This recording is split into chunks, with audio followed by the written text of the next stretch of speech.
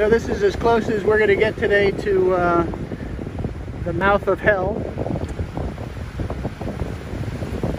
El Boca de Infierno.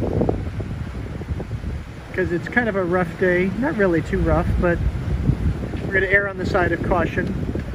We have about 8 to 10 foot swells behind us.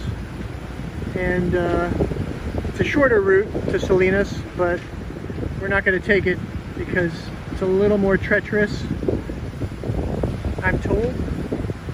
So we'll go the safer route. Puerto Rico, my heart devotion. Okay, so what happened, Jordan?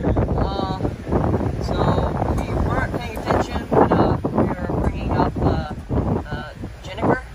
It's called Genoa. And we weren't careful enough, and it got tangled. And we had to bring it down after we weren't able to take it down. So we had to take off the whole sail. We're about We had to go to the front. 8 foot seas, maybe? It's crazy. We had to go head to wind.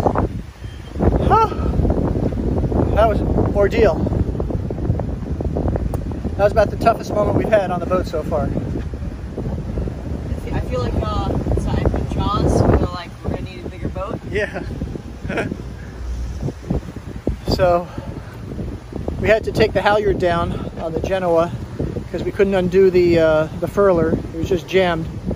We finally got it unjammed, but as soon as I got it ready and all put together so that we're able to bring it up again and it's all back to normal, I see my dad who's bringing down the entire sail, and I'm like, oh great. All that work for nothing. It was, well, we'll do it again at the anchor. It was whipping like crazy. The sheets were whipping and starting to cause damage to the deck, and they were violently being tossed around, so we could have gotten a concussion or something from just the whip itself.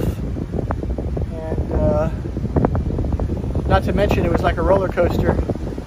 Yeah, we keep on getting this on the trampolines. So we're soaking wet. Happy to get into a safe harbor, hopefully. Salinas Harbor, Salinas anchorage, surrounded by squall lines, getting ready to attack.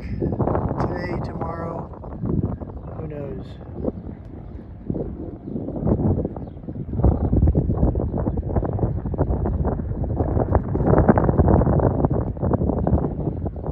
But we're stuck here for a while.